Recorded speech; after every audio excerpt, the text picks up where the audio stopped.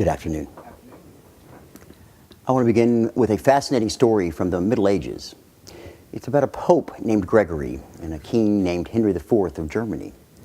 Now, in those days, popes not only had ecclesiastical power, but political power as well.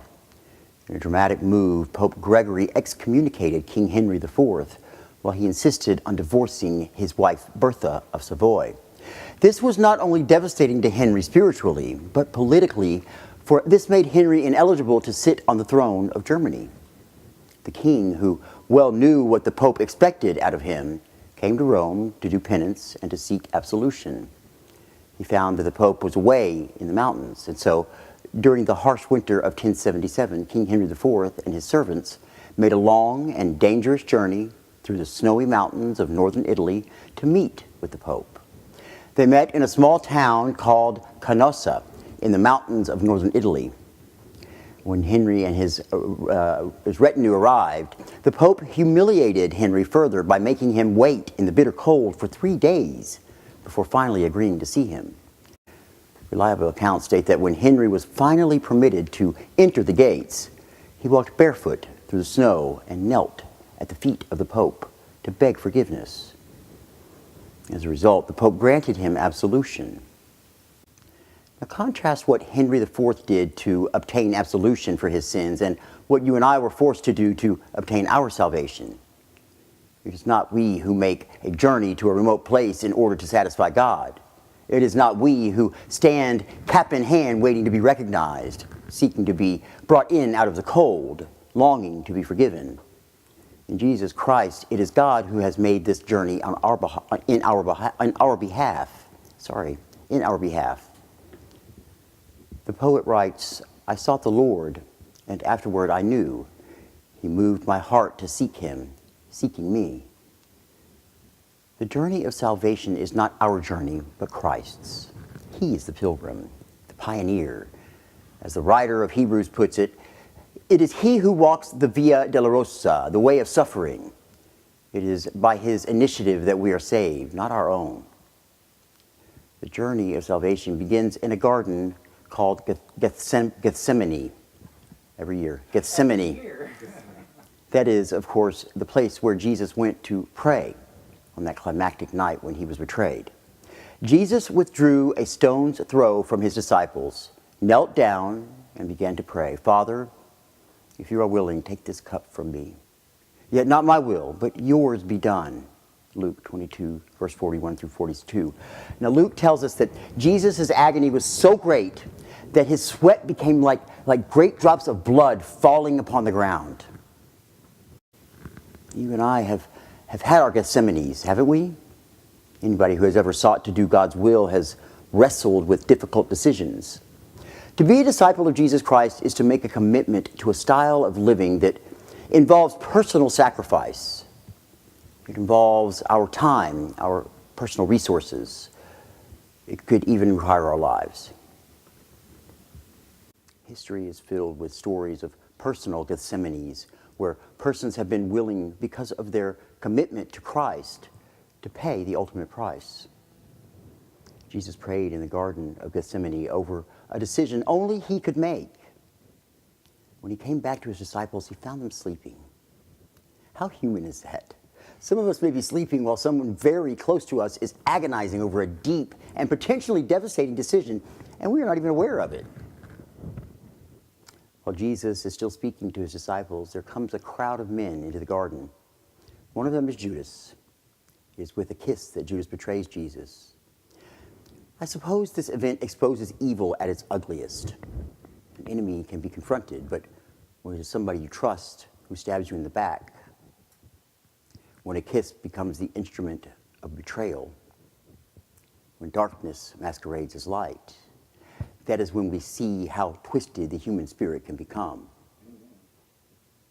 Soldiers take Jesus and scourge him. They weave a crown of thorns and place it upon his head. Someone finds a discarded purple rope and they place it around his shoulders in an attempt to humiliate and debase him further. They salute him and kneel down in mock homage before him, crying, "Hail, King of the Jews!" And they strike his head with a reed and spit upon him. Nearby is another troubled figure who also has a decision to make. It is Pontius Pilate.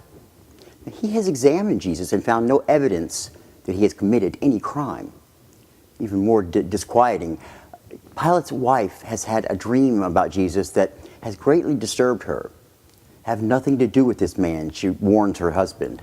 Now, Pilate is facing his Gethsemane now. Pilate is not a man of courage or conviction. He fails the test. He has Jesus brought out and set on a judgment seat at a place called the Pavement, which in Hebrew is called Gabbatha. That is the second landmark on our journey of salvation that we need to recall. First, Gethsemane, then Gabbatha. It was here that Pilate washed his hands of Jesus. Don't we wish that it was that easy to absolve ourselves of responsibility for evil? Pilate offers the crowd a choice between Jesus and a well-known insurrectionist named Barabbas. Did I say it right this time? Barabbas? Thank you. Give us Barabbas, the crowd screams.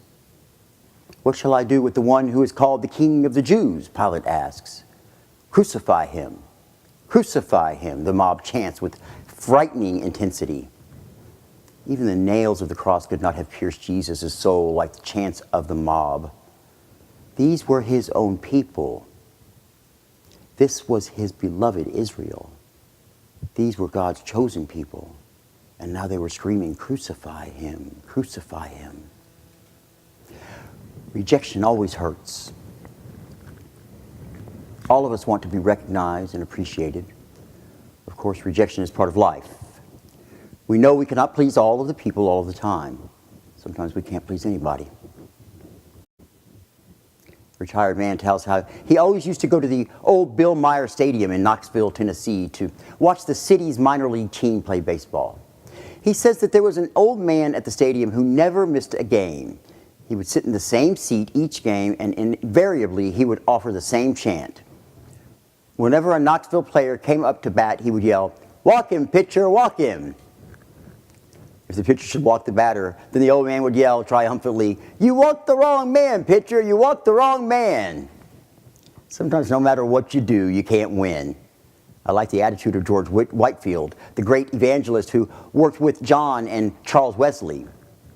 Whitefield once received a letter that spitefully accused him of assorted wrongdoings in his ministry. Whitefield returned a brief, courteous reply that stands as an example to anyone who is judged and accused by others. I thank you heartily for your letter, he wrote. As for what you and my other enemies are saying against me, I know worse things about myself than you will ever say about me. With love in Christ, George Whitefield. I like that. Yeah. Of course, Jesus knew he had done no wrong. But there he sat rejected by his own people at a place called Gabbatha. But Gabbatha is not the end of our journey.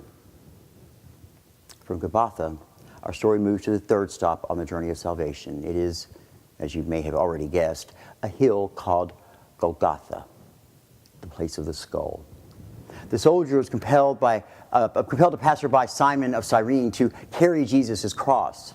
Reaching the top of the hill, they nailed his hands and feet to the crude wood.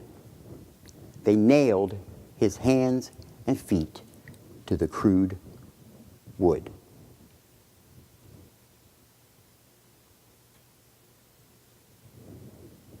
They offered him wine mingled with myrrh, but he did not drink it. They stripped him of his garments and hung him on a cross between two thieves. They gambled at the foot of the cross, and passerbys taunted him, saying, "Aha! You who destroy the temple and build it in 3 days, save yourself. Come down from that cross." The chief priests and scribes joined in. He saved others. He cannot save himself. Gethsemane, Gabbatha, now Golgotha.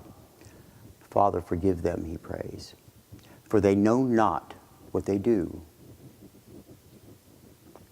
The impact of his death would never be forgotten by his disciples. There's a legend about Simon Peter.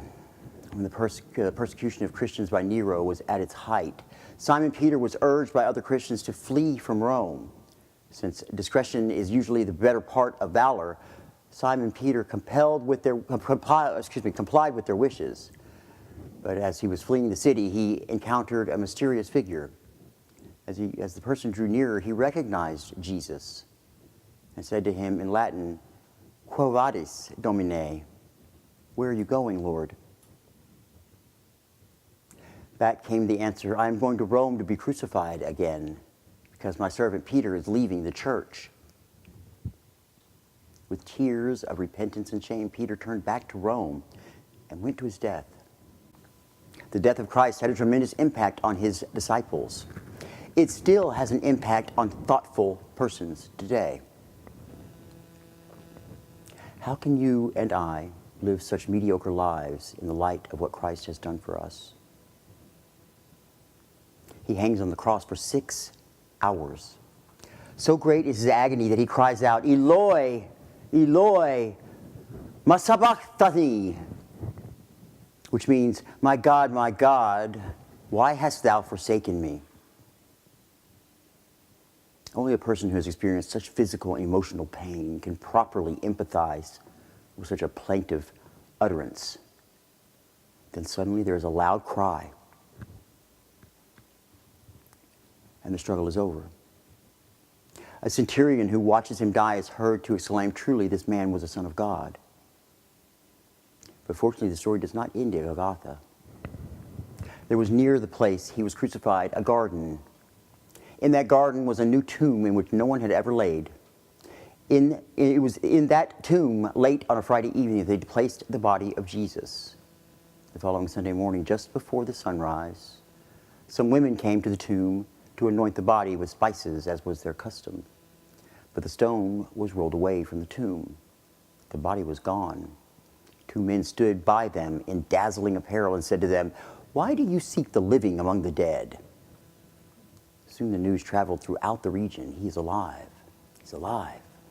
Such rumors have been spread about other men. I understand that the coffin of Abraham Lincoln was pried open twice after his death.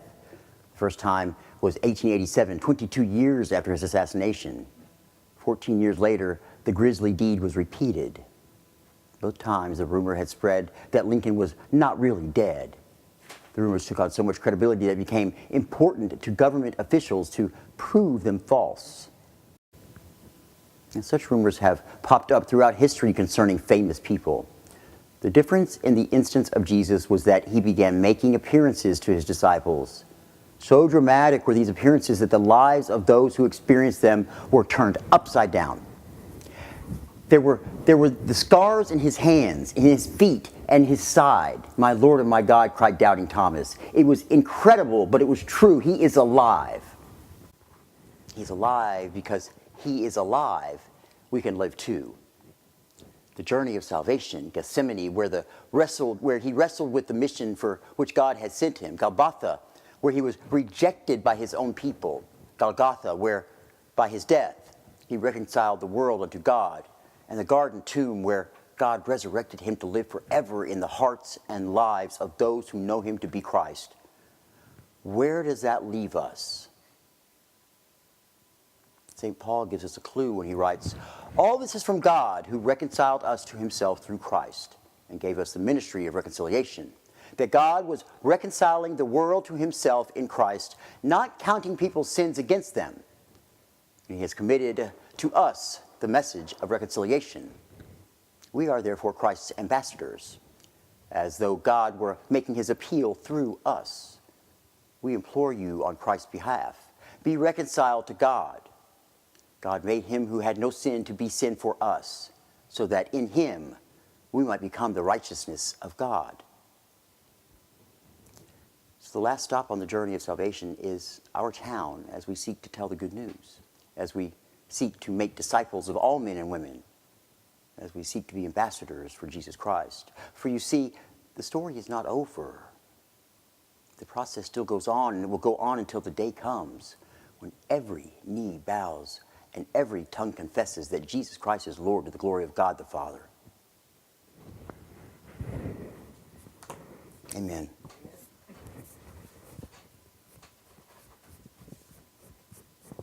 A little preview of Good Friday there, I think. And it always, no matter how many times, it always gets me. The day that I don't feel those emotions is the day I need to make some changes.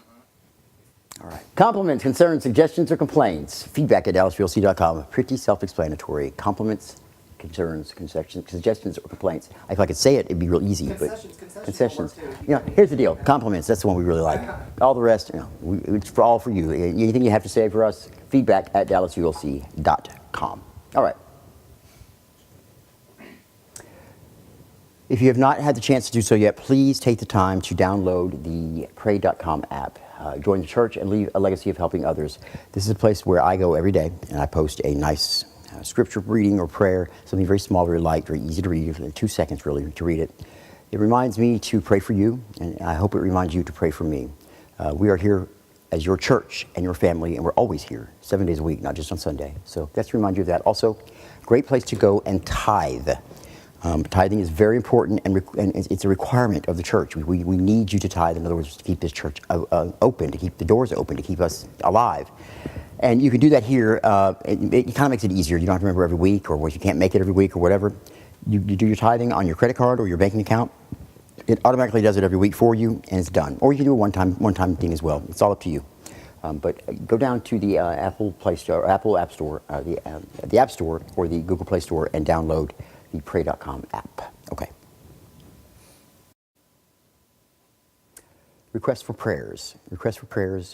You would just need to email us at pray@DallasULC.com. That's pray@DallasULC.com. We pray every day here at Dallas Universal Life Church, so you can choose to either have us say your prayers during our weekly prayers, or our weekday prayers rather, or you can have us add our prayers to our intercessions on Sundays and have the entire congregation say it. You can choose to remain anonymous or give us your name. Just put what you need to have done in the email, and we'll take care of it for you. Also, we do offer our services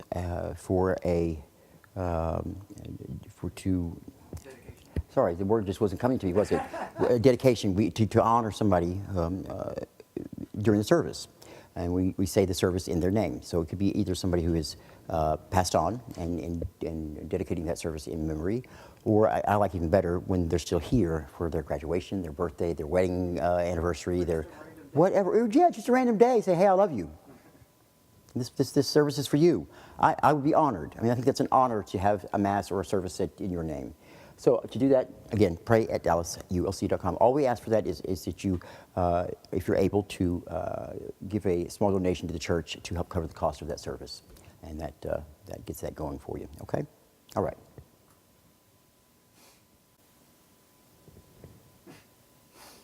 We have a podcast. Hey, did you know we had a podcast? Take my thunder away from me.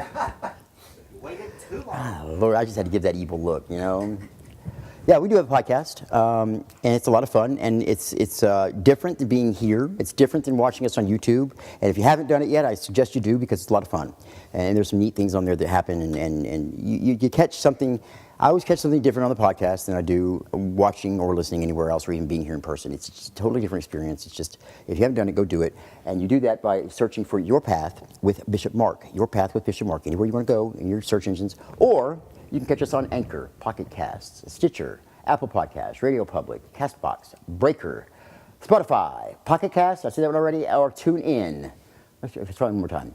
Google Podcasts, Anchor, Overcast, TuneIn, Breaker, CastBox, Radio Public, Podbean, Apple Podcasts, Pocket Cast, Stitcher, and Spotify. I think we're about to have to just switch to the Apple Podcasts or wherever your favorite podcasts are listening to. That's not fair, though. I think all of these guys took faith in us and picked us up as a small church with a podcast. They picked us up, and have broadcast us. And I think they all. It really costs them money to be able to host us. It really Absolutely, it does. It does. And I think they all deserve a mention here. That's why I do it every week. All of them deserve a mention.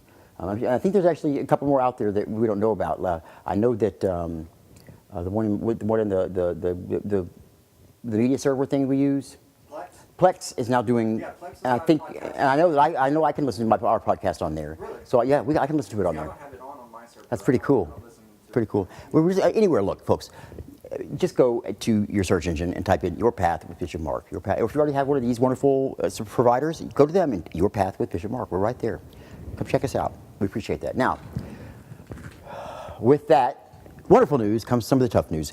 It does cost money to run a podcast, and it costs money to run a church, and it costs money to do anything these days. I mean, unfortunately. But we ask for your help at this point because we rely solely on donations to keep our church and our podcast going. Without you, we wouldn't be here. And if you weren't out there, we probably wouldn't be here either because we're here for you. And you're here for us, I hope. So, to help us out, to help take this podcast going, you simply go to anchor.fm/bishopmark/support. That's anchor.fm/bishopmark/support. There are 3 tiers here. There's a 99-cent per month tier, a $4.99 per month tier, and a $9.99 per month tier. Honestly, they are all exactly the same benefit to you. They just help your church and your podcast survive. It's just basically, what can you afford? Can you afford 99 cents?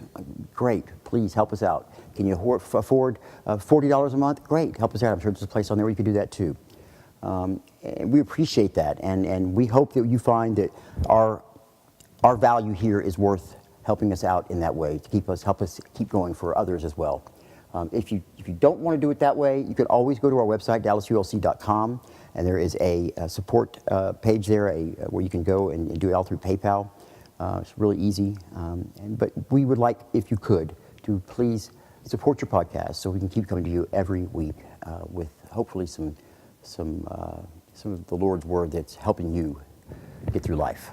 And for anybody that's watching, I know there's a big black box that says Apple Pay right there in the middle, and you don't have an Apple device or a Mac or whatever. Yeah, but that's just because this is off of a Macintosh that we got, and you don't have to use Apple stuff just to use this service. You can use your regular credit cards as well. Right, and there's also, I mean, you can see, I don't know if you can see it or not, right at the bottom below that it says pay with a credit card instead. You don't have to. You don't have to use Apple Pay. If y'all have an aversion to Apple Pay, there's our ways around that. Trust me. You can also, like I said, go over to dallasulc.com and we have PayPal. If you have an aversion to PayPal, you can use this. There's other things you can do.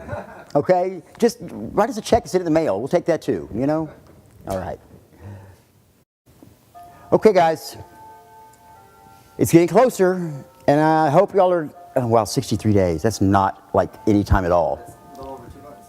I have a lot to do still. All right. Fair Park, 63 days. Get your friends together. Let's go. Let's have a good time. Let's have fun. We're going to be in Pride for the first time. It's going to be the first time in Fair Park. It's going to be the first time not in Oaklawn. It's going to be a lot of fun. First time in June in Dallas. Let's go have fun. Let's make a big showing for Dallas Universal Life Church and make people want to come here and see what the heck we're all about. Because that's what this is all about bringing people in, showing our support for our brothers and sisters, but bringing them here as well, okay? Help us out. Get on those phones. Get on those keyboards. Let's get some people in here, okay? And then you can bring them to church. All right. Is that it? Yeah. I forgot to put the slide in too, didn't I? I always do that. All right. There you go. Thank you very much. All right.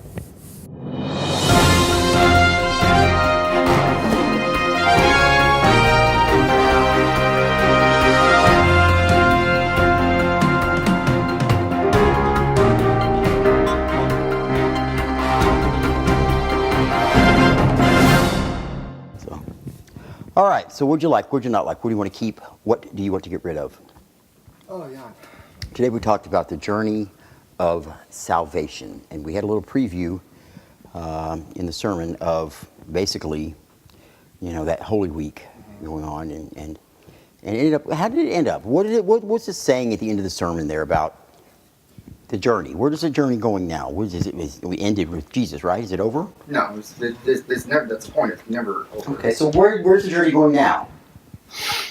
Who's on the journey now? See, it's on to us now at this point. And what does that mean? Well, it follows last week's not doing nothing. You have to do something. Amen. You have to do a hell of a lot if you really want to know the truth. It's a lot, and we can talk about to the point of even losing your own life, for your faith, for your beliefs, for standing up for what is right. Thoughts. Tell me about it. Tell me about what you thought about today's service, about what you thought about the sermon. The flowers are beautiful. Justin, thank you for picking them out. They're very, very pretty. It was something towards the end of the sermon, I said to myself I needed to remember it, and then I don't remember. Think about it. It'll come to you. You know, I am. start writing notes. You got a beautiful phone and computer and all these little things to take notes. Phone, computer, everything is taken up. I can't. I literally, and then I'm Well, sitting you there. try that then. You know, something else. You have paper. I mean, iPad. Paper and pen. I'm sitting there having to control your teleprompter there. My hands are busy with your teleprompter there. I can't remember for 5 minutes what you're going to say. I mean, come on. After that song, Is my- if I can remember anything after that song. Is my preaching that good that you're just so drawn in that just nothing else can stop can say in your memory but my voice and the beautiful words that are coming out of my mouth? That's it, isn't it? I have no words. It's exactly what it is. I have absolutely no words. So, Praise Jesus. we're on this journey of salvation. Jesus started this journey, right? Golgotha. Let me see. There were 3 different places. What do I do with the sermon? There it is. My hardback copy of my sermon has cost me about $30. Somebody decided to print it on the nice paper. Don't put that paper in.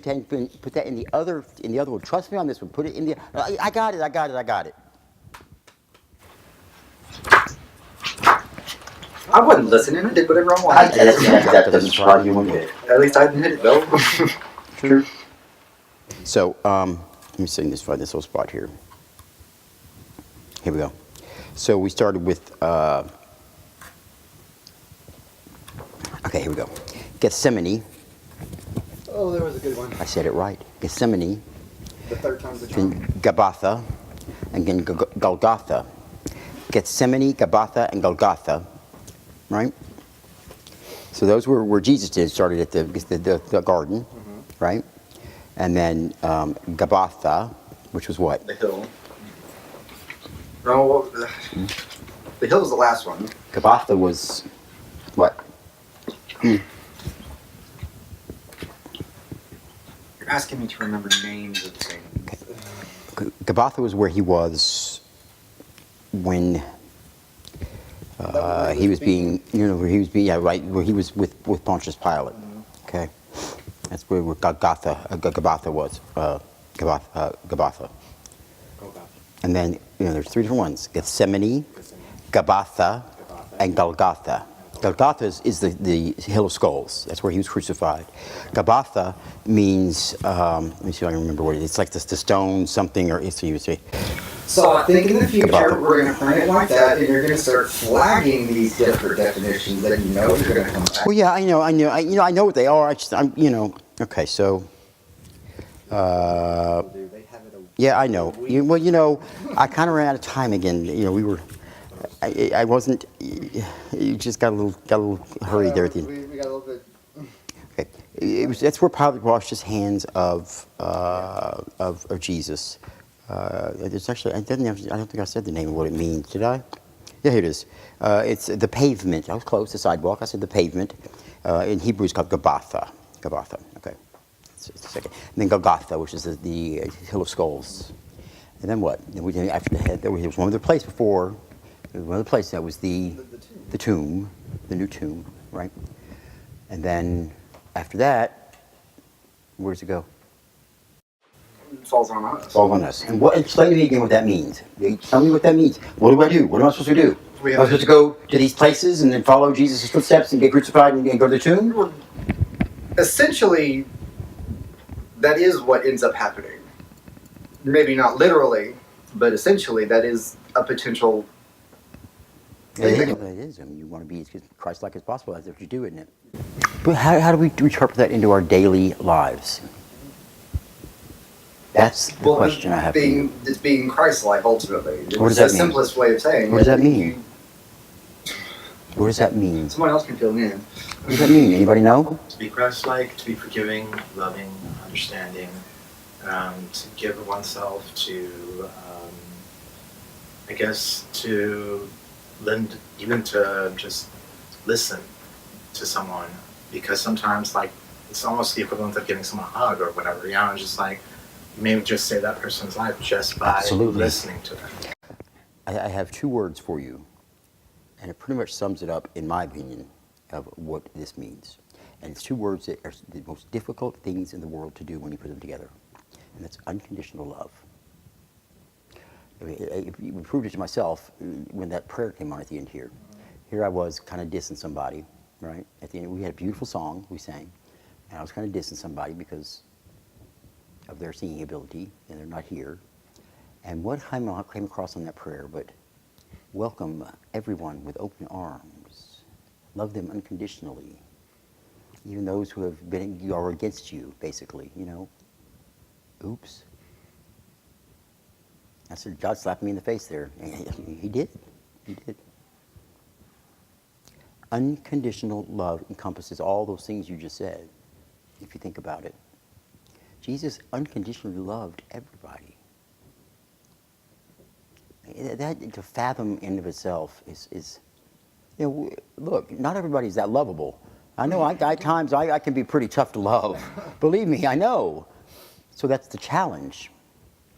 So it's to forgive them for what they've done. Including in unconditional love, that forgiveness, right? And truly forgive them and open them back up, open your arms back up to them. Wow. And that, I always say life is very simple. And there it is. There's your life right there, life. Unconditional love. If you can attain that, sure as hell ain't easy.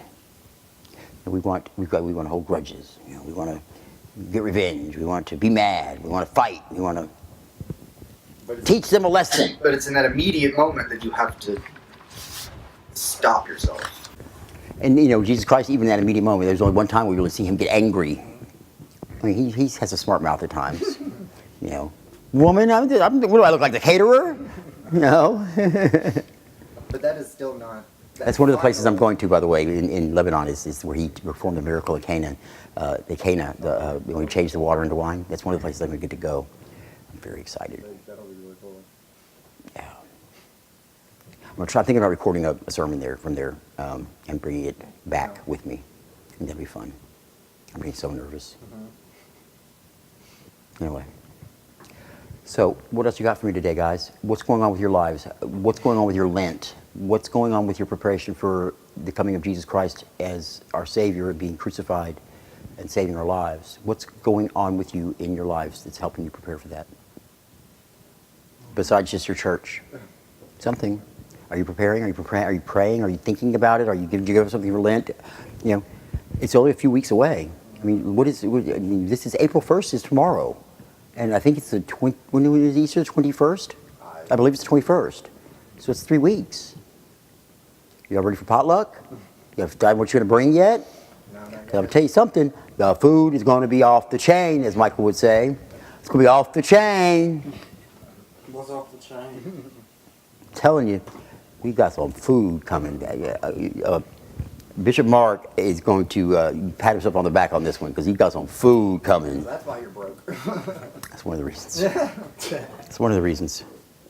Yeah, we spent. I spent a little bit of money this year, but Yeah. you know, that's not the issue. I mean, the issue is I did it because. I mean, I could have cooked it all, I guess. It would have been the same, and I would have been completely exhausted and probably a real bitch to be around. But, you know, well, I'm just being honest, you know. It's kind of nice to have, you pay, yeah, I guess you pay for what you get, but, you know. To be able to relax a little bit with. To relax a little with, and actually enjoy being with my congregation. Because the last couple of years, even from the very beginning even, the first year especially, I mean, we were so busy. And even the last couple of years, I don't get to do anything but to. It was extra hectic just because of the lack of help and stuff like that and whatnot. And, It's an issue we've got over here, isn't it? yeah. Last year was. So what do we do about these? This is a time when we're supposed to be kind of building numbers in the church, and that Morse code up there. I'm gonna bring him down to church, recruit him. I just hear Stewie running around. I know it. That's exactly what I see in my head too. I've never even seen the kid. I've never seen him. I don't know who he is or whatever. It's just very strange. But anyway, our numbers have dwindled dramatically, and I take full responsibility for it because it's my responsibility. But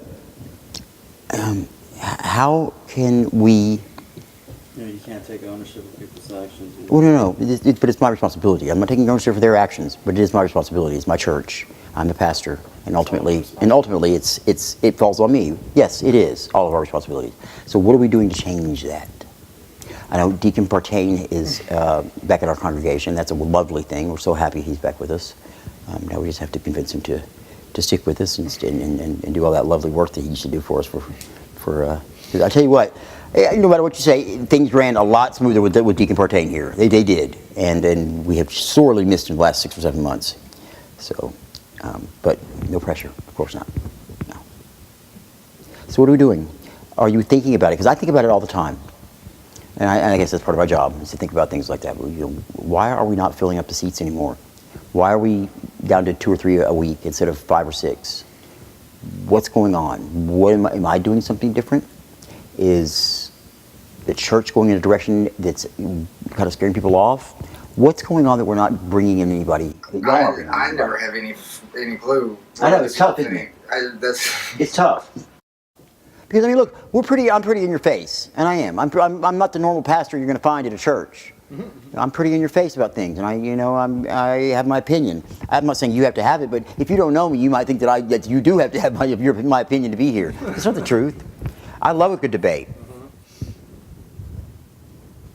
The reason I'm asking that, look, we've got to do something. We have to do something. I want to get out of this condo and do a service in a church building. Somewhere else. Any other building Anything else but point. here. I want to have a place that we can call our church home, because. You need your home back. Well, I do need my home back, but that's beside the point. The point is, look, we need an identity, Yeah. and we need a place that gives us that. And I think that's a very big step for a church. It's a lot of money to move into a place, especially in Dallas right now. And it's and Especially right now. none of us are millionaires. Believe me. Maybe if one is out there watching on YouTube, help us out. DallasULC.com. Just go there and it's worth a shot. I'm not very good at fundraising. I'm not very good at asking for money. That's never been my forte. And as a pastor, I have to do it, and I hate it. But it's something I have to do to try it, because I don't hate it any less than I love my church. So.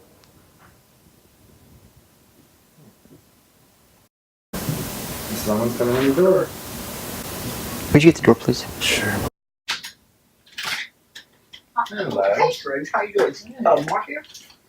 I thought you said wrong.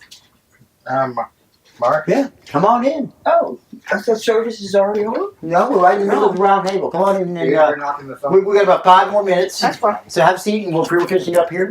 We're talking about attendance. Or lack of. Or that, or lack of. Have a seat for a moment. George, for just a few minutes, and I'll take care of you. We'll have a chit chat. I'm sorry, I didn't realize you were coming. No, I misplaced myself. Oh, well, yeah, It happens when you get old. Are you a pope? Senility. I'm not a pope. I'm just a bishop. Just a bishop. Just a servant. Okay. So anyway, back to where we were. So I'm just asking, do y'all see anything that needs to dramatically change or do I just need to get on your butts and say, hey, well, look, y'all have friends. I know you do. They not deserve to be saved as well? Or are you just scared to introduce me to them? I'm going to really embarrass you.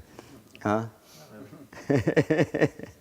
So what is it, guys? Help me out here. I'm really trying to. I'm bracking my brain on this one. Honestly, I think in the larger picture, and especially in the gay community, it's not. Who said they had to be gay? That's just Okay. from that point of view. We're not the mega church. No, we're not. But let me tell you something. The megachurch is not. First of all, okay, I'm going to say this straight up. And this is my opinion, and you can take it or leave it. The megachurch is not the megachurch it was 10 years ago. Okay, it's not, and that's okay. It's evolved into something different. And I know that there's a lot of people that have left that church who are possibly out there looking for something different again, maybe. Now, the other idea is, look, I don't want to be a megachurch. I like being small. I like having the one-on-one conversations with everybody. I like knowing my congregation's names. I like knowing what's going on in their lives and having the opportunity, if they get sick or whatever, I can be there rather than sending somebody else. That's my job, and I don't want to pass that on to anybody else. So I enjoy having the small community, but it's not quite this small, right? And you're right. It is tough to compete in the city of Dallas, where we have many gay churches. There are gay-oriented churches, and we're not a gay church by any means. We are an all affirming, all welcoming church. But you know, for churches that are similar to that or have similar members, it's tough, especially with the largest gay church in the world being right here in Dallas, which is the Cathedral of Hope. Which, thank God for the Cathedral of Hope. I mean, They do a lot of good. they do a lot of good. You know, my partner and I we did a lot of fundraisers for the Cathedral back before they were the Cathedral. You know, so it's a good thing to have. I'm not downing them at all. They fill their niche, but we also need to also. And there's some people out there that need to hear what we're saying and need to know what we're doing and would really get a kick out of it, I think. And I really think that we could touch them. And I'm just asking you again, like I always ask you, to please think about that. And, you know, look, talk about your church. Don't be ashamed of it. You don't have to throw religion down people's throats. This is not about religion, okay? This is not what this is about. This is about a man named Jesus Christ. That's what it's about. That's all it is. It's about his life and what he did for us and how we're supposed to live our lives. That's not religion. That's just following Jesus, being Christian. And I don't mean in a religious sense. There's all those rules and everything, all that junk. You know, that's for you to decide with your God. You decide what your life rules are, what your path is. I can't tell you what your path is. You put whatever name you want. Whatever names, this is all semantics. Look, we're all here to love Jesus Christ and to follow in his footsteps. Are you going to do anything special for Holy Week? We are always. Holy Week's a big week here for me. It's my favorite time of the year. In fact, my favorite service is what? What's my favorite service of the year? It's Good Friday. Good Friday, absolutely. Good Friday is my favorite service of the year. Yes, Holy Week is very big here. And in fact, I was just speaking about that, you probably would like to hear. You want to be here for Easter dinner. Because Bishop Mark, what did I say? Bishop Mark did it off the chain. That's what I said. Did off the chain. Bishop Mark, he did it good this year. Y'all gonna be. How do you promote a church? 3 times I was. It's tough, isn't it? Yeah, 3 times I was in churches. Dignity was one, and they went down the tube. So yeah, unfortunately, I'm sorry to hear that. By the way, yeah, I wish we could get some of those guys over here because we're very similar to a Catholic they just service. went slowly. I know. And I just wish we could. I don't know how do you promote a church? How do you promote a church? You just talk to them about it. You talk.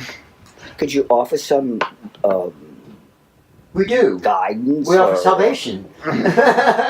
We offer the journey to redemption. I mean, if someone is looking for a salvation. church, we've got DallasULC.com. We're all over that. I mean, we do the typical stuff, but it's not working.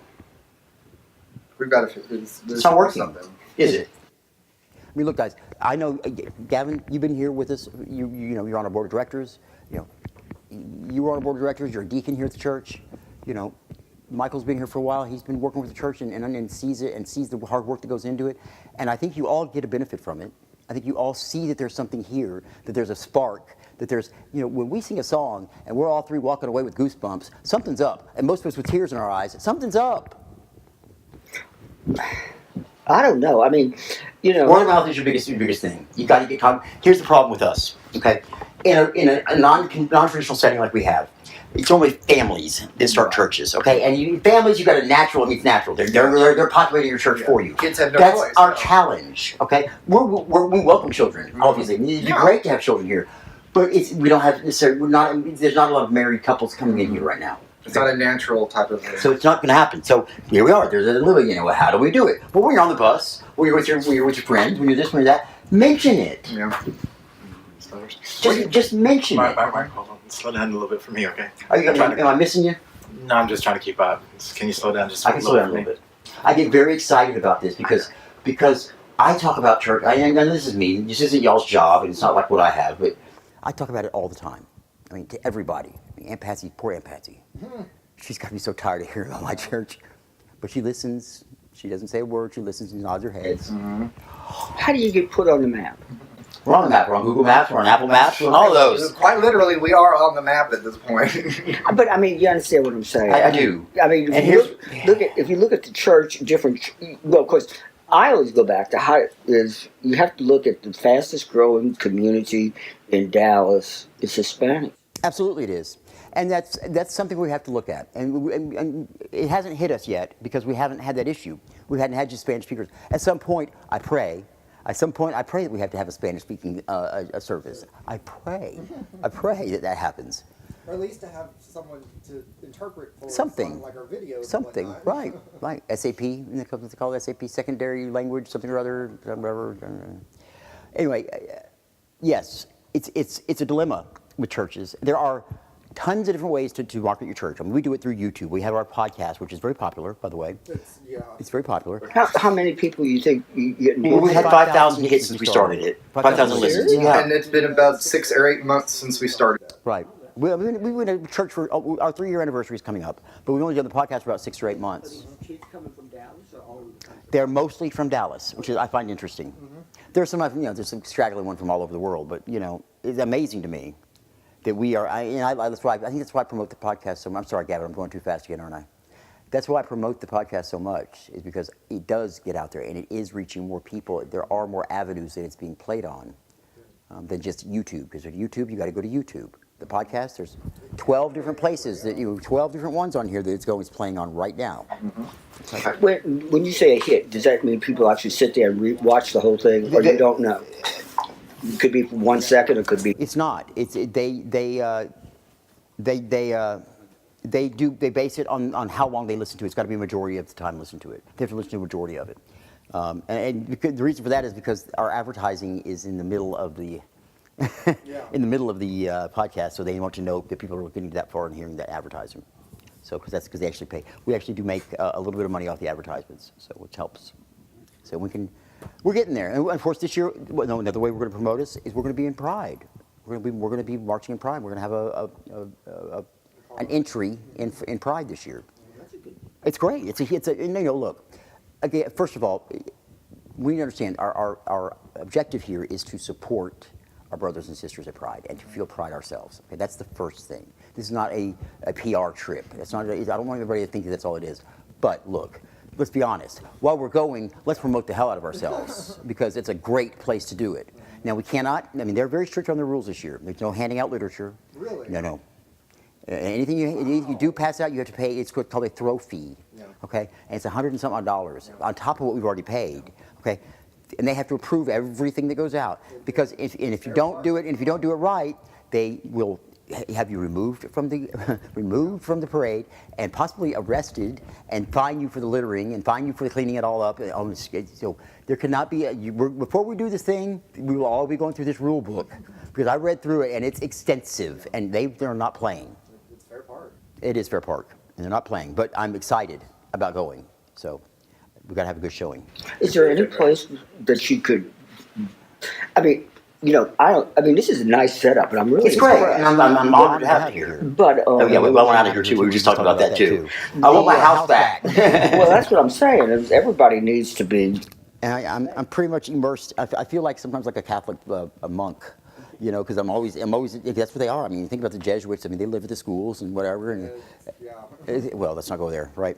But I mean, that's essentially what it's turned into. It has. It's 24/7, Yeah. and that's okay for me. But there are times I need to get away. Yeah. And I'm not complaining about that, but there are times it would be nice to get away. Mm-hmm. So we're working on those things. We're working on these. It's a lot of money to rent a place in Dallas right now. Oh God, it's a landlord's dream, Mark. It is, and not a church's. Definitely not a church's broke. Now, there are some things that we need to work on, and I need to get with some people who understand tax law a little better and understand 501c3s a little better than I do and have time to help me with that because there are some grants, there are some loopholes, not loopholes necessarily, but grants that we can do. So like we've talked about, and there's no secret about this, we've talked about opening our thrift shop and that there actually are, because the government, they give money for certain things and religious organizations are not necessarily it normally because it's separation of church and state first of all, but secondly, the churches are normally taken care of by their parent church, like the Methodists would take care of a Methodist church coming up, or a Catholic church would open a Catholic church. We don't necessarily have that. We don't have really a church that's going to be parenting us and bringing us up and rooting us and seeding us. Okay, so we have to do that ourselves. There's other nonprofit avenues. Right, which we could do, which we want to do into church anyway. We wanted to open the thrift store, right? And do the thrift store. To do the thrift store, that would help. That would supply a means to an end because we would have the thrift store, and at the same location we could have the church. they would both be supporting they would support each other, and we would get our grant money and help us get going with the church. And then that's what we need. That's that push we got to, because getting over this is always a hard spot for churches, no matter who they are, is that getting over that hump of getting out of the living room and paying that rent. That's big. Big deal. It's big. Plus, you got to pay utilities. Oh yeah. And, and probably you may have to even think about insurance. Absolutely. Absolutely. So, If you're not covered under an umbrella there, yeah. You know, I've talked to several.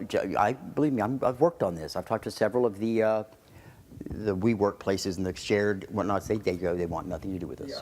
They do not want a church there. Every single one of them immediately basically said nope. No, they don't want a church, which would be perfect for us, because we're there one day a week, yo. You know. And I told them, look, we're here one day a week, and it's on Sunday when hardly anybody else is here. So why wouldn't you want us here? You know, they just say that's not the kind of atmosphere they're looking for. I guess I think they're going to have, you know. Well, I'll tell you what I will do. Talk about small world. You know, our favorite restaurant, they didn't shut down. Shop. Really? And they Which one is that? J. Pepe's. Oh really? Not only did they not shut down, they need me desperately. J. Pepe's is a restaurant. It's really a nice little location. It's Right across from. Well, the good thing is, of course, Sundays are bad because you can't get to the TRE. It's on That's the problem. Yeah. Yeah, Sundays is That's TRE. okay. Believe me, there are plenty of people to draw from here, right in Dallas. I mean, we could fill that place up. Yeah, I mean, it's a nice location. It's a start. It's getting out of here. It's getting closer, I think, to our target audience. You know where it is, right? Okay, it's on 35 near medical, right there. So it is the same spot. Oh, the yeah. same restaurant, right? Yeah. Yes. Yeah. That would be the heart of it. I was expecting our conversation to go this way. Yeah. That's okay. Well, it evolves that way, and I like that. Yeah, I got out of it, but I didn't think they were going to make it, to be honest with you. He's But as still it there, happened, they're still there, and they're turning it around slowly. And there was some skeletons that didn't get buried correctly, and they need someone to dig them up. And Boy. and And if anybody knows about how to dig up skeletons and put them back down, it's going to be Bob Tesson. I'm telling you right. I dig those holes so deep. But I knew there was something I wanted to We'll say talk about that. We'll talk about that. I really believe, in all honesty, as an independent observer. Sure. No matter how great this place looks, it still is not. It's still home. It's still hard to get people in the doors here and explain to them we're real, that we are legitimate. We're just having it in my living room. I get that, and I'm with you 100%. Plus the fact, I don't see how you don't go nuts. I already am. That's why. I already am. I already am. Okay. Go ahead. If you want to wait just 5 seconds, we're going to close. I'm going to close it out. You want to go to the bathroom and we'll wait for you? Go. If anybody needs a ride, I'm heading to Oak Cliff in about 10 minutes. Okay. We're gonna let him go to the bathroom, and we'll come back and we'll say our closing prayer, and then if you'll join us for that, that'd be great. And we'll just circle up and do a little prayer, and then we'll. I've always admired your guts and your ability to hang on. It's not easy, and emotionally, physically, and financially. I mean, all of it is taxing. But I'm not here to be a martyr. I'm here because I'm trying to make this work, and I believe that I truly believe, and I was just talking about this, I truly believe we have something that there are a lot of people out there that would benefit from. I do believe that. I mean, just this time that we're doing right now, how many churches do this? I mean, they'll have their Bible studies. Small group in their Bible study. Yeah. But that's the thing, is that you're not getting the differences of opinion. You're stuck within your own age group or your own. Right. And this is about what we talked about today, or what's going on in your life, or we talk about a lot of different subjects here. I mean, we touch on a lot of deep subjects too. I mean, a lot of things that happen in our lives that we talk about. And it doesn't necessarily have to be about, your Christianity per se, even though everything is about your Christianity. Everything is about your life with Christ and life following Christ. That's who you are. So, and again, it's not about the name Christ either. This is not the man, what he is. It's about And seeing what he's done and being Christ-like. It's being Christian. And again, I say that word over and over again, Christian. It means to be Christ-like. If you're doing something other than what Christ did, the way he lived his life, you are not being Christian. And I say that emphatically because I get so tired of hearing about churches discriminating, about churches turning people away, about churches saying that you're condemning people to hell. Christ did not do that. In fact, we talked about it today. What is life but unconditional love? I mean, that's what it is. It's very simple. If you have unconditional love for everybody, you have done it. You never will, of course, but we can strive. We can try, because unconditional love encompasses everything. It encompasses forgiveness. It encompasses understanding. It encompasses compassion. It encompasses generosity. It encompasses everything to that person. If you're able to unconditionally love, always forgive, always love, that becomes infectious. Now, don't let it get taken now, because that's also, you leave yourself open. Yeah. But you're all smart enough. If you're able to achieve that unconditional love with just one other person in your life, you have done something that probably 99% of this world never does. And it's an amazing goal to try and attain. It really is. It's the feeling of unconditionally loving somebody, knowing that person will never intentionally hurt you, and it's always, always, always has your back no matter what happens. Good luck. Good luck. I wish we could all be like that. I know I'm not. I mean, we were talking about that. I hold grudges. I'm sorry. I can't help it. I'm human. But you still turn around and you'll still be willing to apologize. I'm willing to apologize, but I have to work, and I'm still human. I have to work on things. But that in and of itself is still more than most, unfortunately. Unfortunately. So why aren't we changing that? People be stubborn. They are stubborn. I am too. I am too. All right. Let's go ahead and close. I think it's going to be a little longer than we thought, so let's go ahead and close this out. Save some electricity today. Okay. Would anybody else like to pray today besides me, or shall I close it out? Go ahead. Okay, I figured that. All right. Bob? Father in heaven, we thank you once again for this opportunity to come together and learn how to be more like Christ, to follow in his footsteps, which is all we really want to do, is be like him. Thank you for letting us be here without discrimination, without the fear of being persecuted. And Lord, thank you for the opportunity to share this Lenten season together and to follow the footsteps that Jesus laid for us, so that we might once again try to attain and strive for that peak that he has led for us, given to us an example. Today was just a little peek of what's coming in the Holy Week, and Lord, I ask that in the next few weeks you help us to continue on our Lenten journey, to search within and find where we are supposed to be and make sure that we're getting there. Next week, let's watch over our families, please. Keep an eye on all of them, and I ask that you help us to simply be more Christ-like. We ask all of this in Jesus Christ's name. Amen. Amen. All righty. Thank you, guys. Let's get the lights out.